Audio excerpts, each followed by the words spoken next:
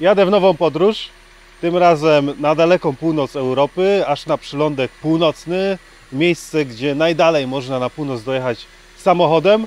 Jadę tym autem, Toyotą hybrydową, Toyotą RAV4, przekonać się, jak się jeździ w takich warunkach mocno zimowych. No to w drogę.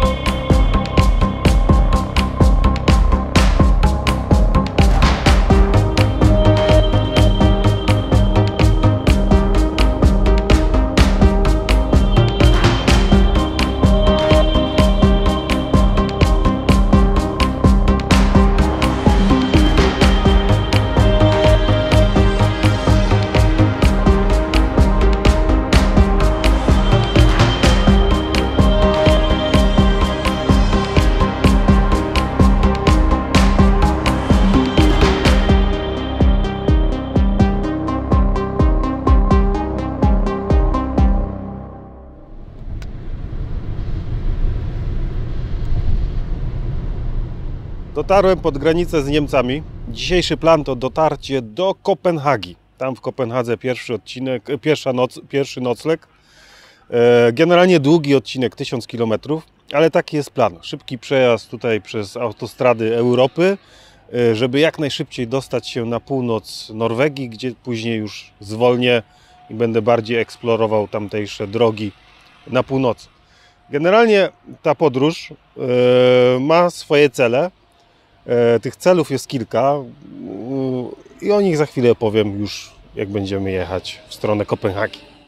Mając już spore doświadczenie podróżnicze, wiecie, co jest ważne w podróży? Odpowiedni kabelek. Bo już miałem tyle różnych kabelków ze sobą w podróżach i wszystkie zawsze się rozpadały po jakimś czasie. I ostatnio trafiłem na bardzo fajne kabelki do mojego telefonu i do moich ładowarek. Takie Cable Expert od Gemberda. Muszę powiedzieć, że nieźle mi służą, bo przejechały ze mną już przez całą Afrykę i przejechały ze mną przez no niezły kawał świata. Jak do tej pory nie mam żadnych do nich zastrzeżeń. O, proszę, jaki piękny, wytrzymały kabelek. Teraz sobie tam podłączam. Ciach. No i kamera się ładuje. Można jechać dalej.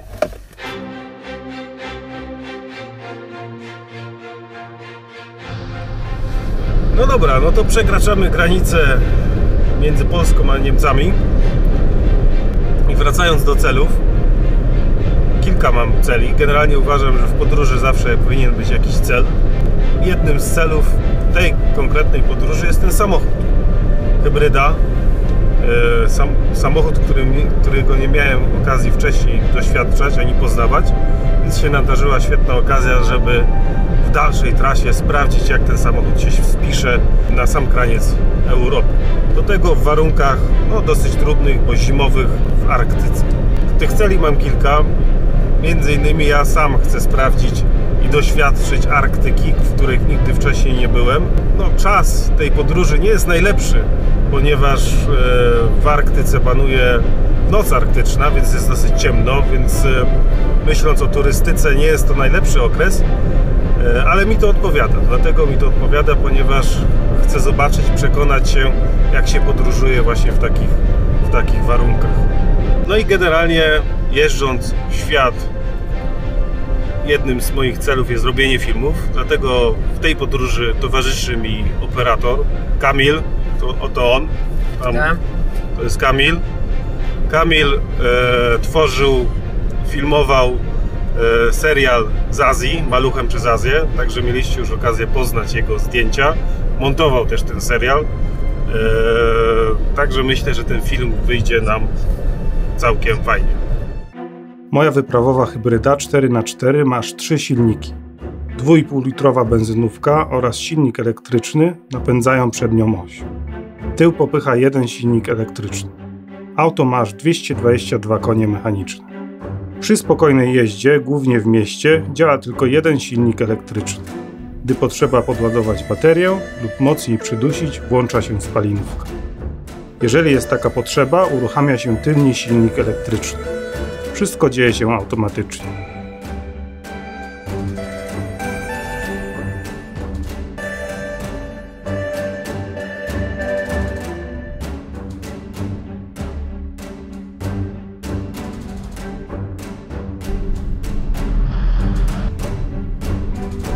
Dzień dobry. Drugi dzień podróży. Ruszamy z Kopenhagi, kierunek Oslo, 568 km. Zobaczymy, czy maszyna odpali po pierwszym dniu. Systemy włączone. Power. Wszystko gra. Nie słychać, ale wszystko działa. Jak, drodzy widzowie, jak myślicie, czy Toyota RAV4 w hybrydzie nadaje się do overlandingu? Już niebawem się przekonamy. Za jakieś 8000 km. Sam jestem ciekaw. Na razie śniegu nie ma. Jest +2. Zima pełną parą, jak widać. Wełniane gacie w każdym razie mam przygotowane. Zobaczymy, jak będzie dalej.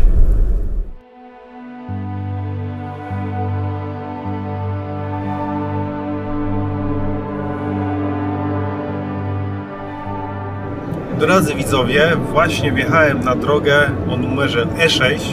Jest to droga europejska, która biegnie aż na sam kraniec północny Europy. Będzie ta droga mi towarzyszyć przez całą właściwie moją podróż. Będę z niej zjeżdżał, do niej wracać i znowu zjeżdżał, ale generalnie będę się trzymał aż pod sam Nordkap tej trasy.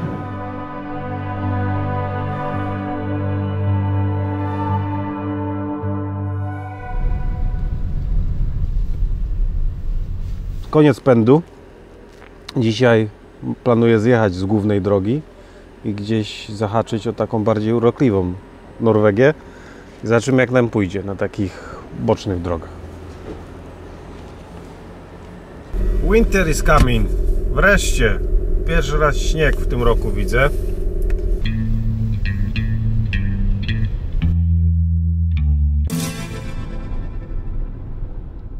No dobra, to tutaj zjeżdżam z głównej drogi E6 na jakąś taką drogę podrzędną o numerze 27.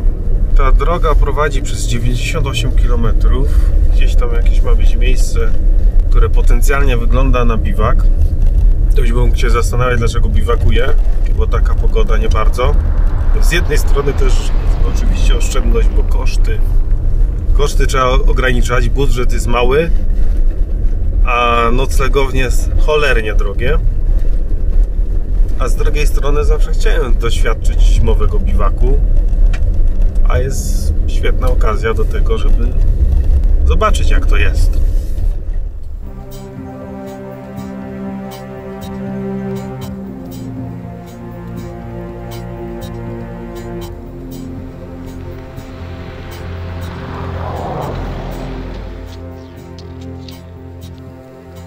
Ale piękne. Takiej zimy dawno nie widziałem. Taka Norwegia mi się podoba i taka trasa też. Piękna. Piękna ta trasa.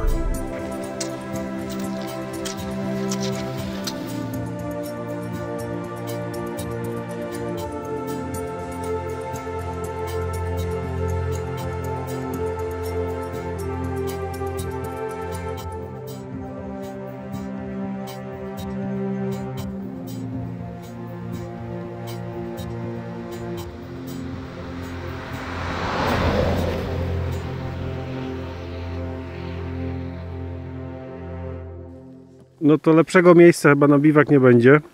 Problem jest taki, że strasznie dużo spadło śniegu i nigdzie nie da się wjechać. A to jest taki jakiś parking przy jednej z dróg. Tam są takie krzaczki i za tymi krzaczkami się fajnie schowa namiot. Więc idę zobaczyć, jak to tam wygląda.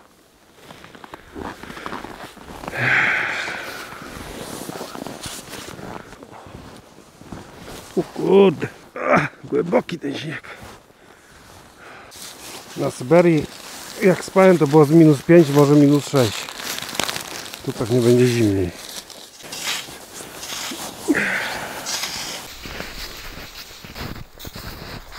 Udało się rozbić namioty. Nie są to niestety najlepsze śniegowe namioty, ale trzeba żyć z tym, co się ma. Na szczęście nie pada śnieg, więc udało się rozbić.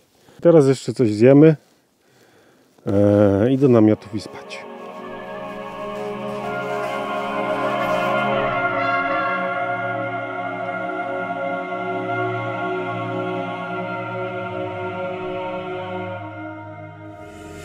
Dzień dobry. Samochód odpalił po nocy spędzonej w śniegu. Przeżyłem. Było no tak może do -7 w nocy. Teraz jest 0.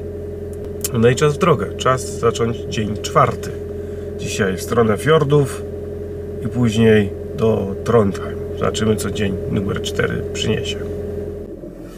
Z tymi podróżami to jest tak trochę, że czytasz, oglądasz filmy, czytasz relacje na temat, nie wiem, biwakowania w śniegu, ale dopóki sam nie przeżyjesz biwaku w śniegu, tak naprawdę nie wiesz, jak to jest. Więc po to są podróże, żeby eksplorować. Warto eksplorować i właśnie poznawać. Choćby jak to się śpi w śniegu, w namiocie. Nie powiem, że to jest lepsze niż all inclusive, bo nie jest. Ale warto było spróbować. Włosy mam jak prawdziwy podróżnik. Moja Toyotka jak na razie sprawuje się całkiem nieźle. Nie mam żadnych zastrzeżeń. Przed siebie cały czas. Tak właśnie wygląda Overland. Codziennie jesteś w nowym miejscu. Jedziesz, przemierzasz, nocujesz i znowu ruszasz w kolejną trasę, kolejny dzień drogi, kolejne nowe miejsce i nowe trasy.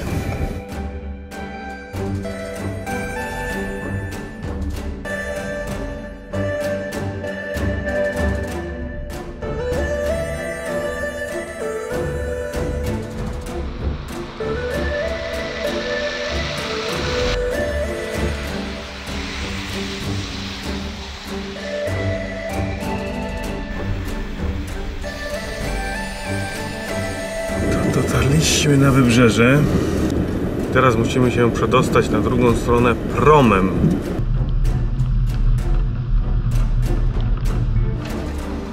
Hello. How are you? Below 4 and 1. 2 people. Okay.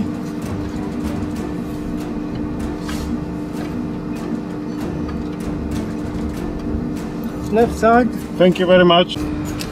Super. Prom kosztował 150 norweskich koron, czyli około 70 zł.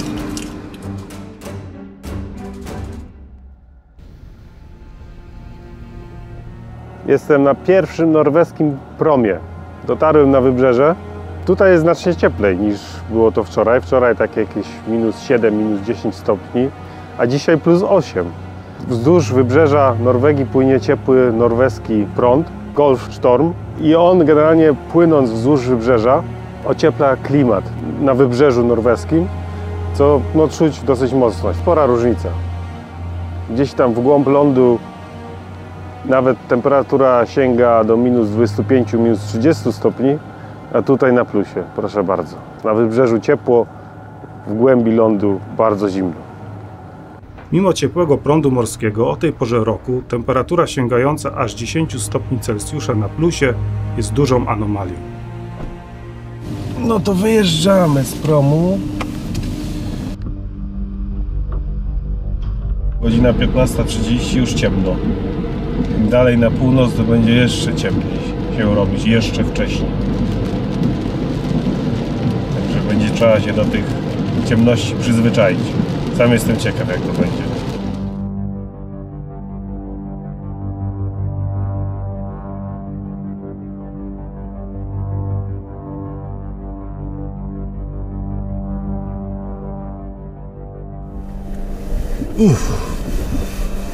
Albo udało się.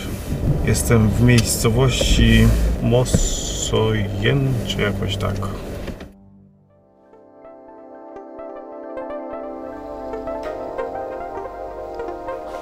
Dzisiaj nakarmię szanownego pana operatora dla odmiany spaghetti prawie bolognese.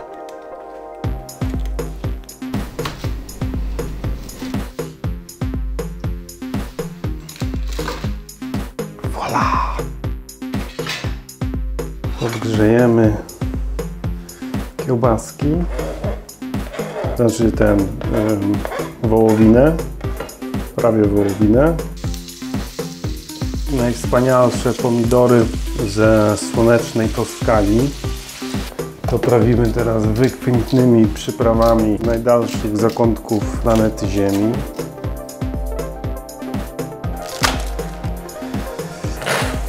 Tak miało być oczywiście.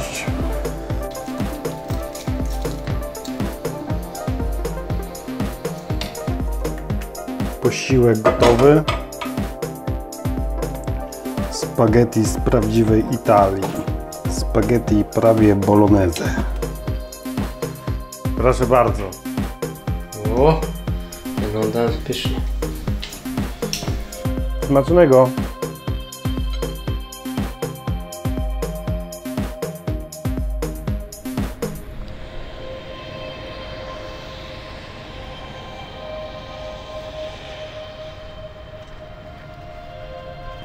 Dzień dobry. Czas zacząć dzień 6 przejażdżki na północ. Dzień widzę jeszcze ciemny. To godzina 9:30, to jeszcze ciemno, bo wschód słońca tutaj na północy jest późno. Dzisiaj o 10:30. Im dalej na północ, tym jeszcze później. Jutro jakieś 300 km dalej na północ ma to być już grubo po 11:00. Także do tych ciemności naprawdę trzeba się przyzwyczaić. Z jednej strony jest to super doświadczenie, podróżować w takim środowisku ciemnym, no ale oczywiście niewiele się widzi, no bo tego światła jest naprawdę bardzo, bardzo mało. No nic, jedziemy dalej, na północ.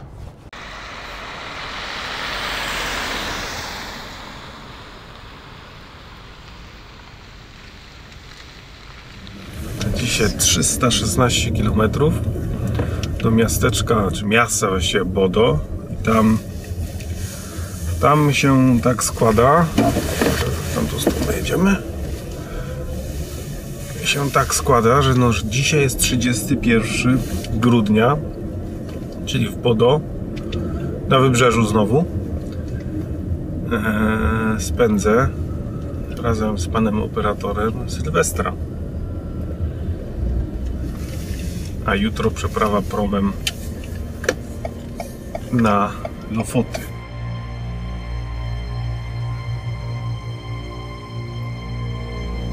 No i wróciła zima. Kolejny dzień i znowu zmiana. Śnieg zastąpił deszcz. Samochód jednak z napędem na 4 koła pomaga w takich warunkach. Przy podjazdach w szczególności. Norwegowie zsuną szybko po tych trasach, bo oni mają kolce w swoich oponach. Ja mam tylko zwykłe zimowe opony, ale dzięki temu napędowi na 4 koła jedzie się całkiem nieźle. Po tych kilku dniach, 6, dzisiaj 6 dzień, spędzonych w samochodzie, no mogę powiedzieć, że poznałem auto już. Czuję się komfortowo za kierownicą. Ale spadło śniegu, prawdziwa zima taka, podoba mi się. Droga biała, dawno na takiej drodze nie byłem.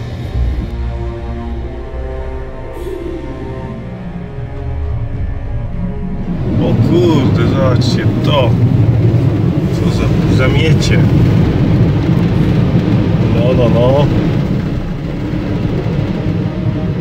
Przejechałem 3014 km od wyjazdu z Puszczykowa i zbliża się pierwszy kamień milowy wyprawy Arctic Drive. Za chwilę jest koło podbiegunowe.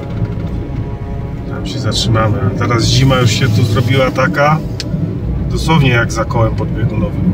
Zamiecie. Nieźle. 6 dni zabrało dotarcie do koła podbiegunowego. No to pierwszy krok milowy zaliczony. Toyota dotarła pod koło podbiegunowe. Tutaj jest takie Arctic Circle Center. I niestety nie można tam dojechać, bo śnieg odciął całe centrum arktyczne. Ale nie będąc gołosłownym, to słon pokazuje, to centrum jest tam. Tutaj widać znak, przykryty zresztą też śniegiem, Arctic Center. Pójdziemy zobaczyć, co tam się dzieje.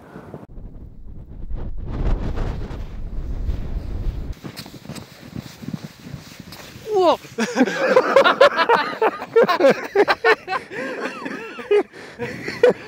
Kurna, żyjesz? Weź ci to wezmę.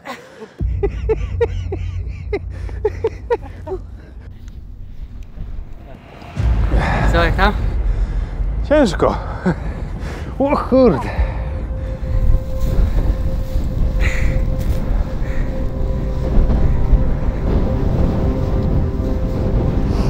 To jest to. Arctic Circle Center.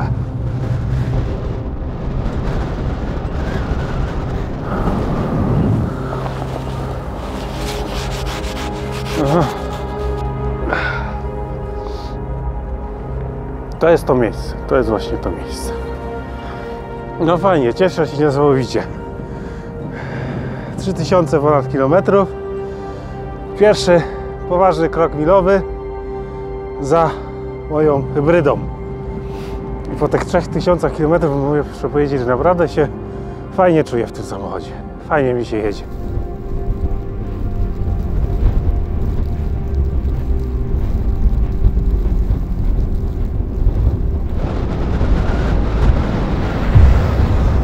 Ale srogo się zrobiło, naprawdę fajnie.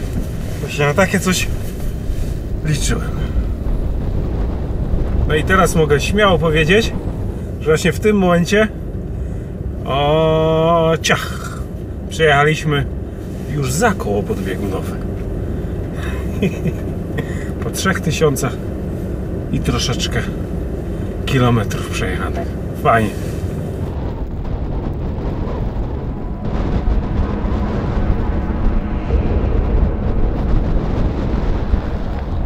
Kolejny raz mnie droga zachwyca po prostu. No ja nie wiem, ja lubię po prostu drogę. Lubię jechać, przemieszczać się. To mi naprawdę sprawia frajdę. Nawet nie muszę się często zatrzymywać, żeby mieć frajdę z takiego podróżowania. Ostatnio miałem coś takiego na pustyni, na Saharze, że mi się piasek dosłownie tak samo przysypywał. A teraz mam śnieg, który się przysypuje.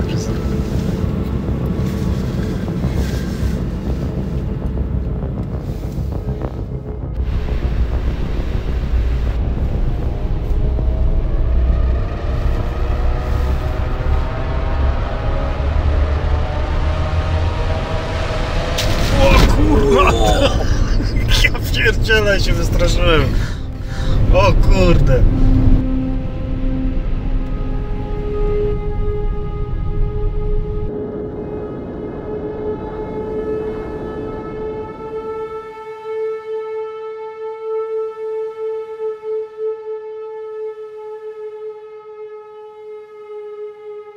Dotarłem do Bodo po dosyć ciężkim dniu. Droga była fascynująca, ale dosyć ciężka. Śnieg cały dzień. A w Bodo znowu zmiana klimatu. Śniegu już nie ma. W każdym razie jest 31 grudnia, Sylwester, co widać. I tutaj spędzimy Sylwestra. I jutro już w nowy rok na prom, który się tam znajduje. I na Lofoty, następny przystanek.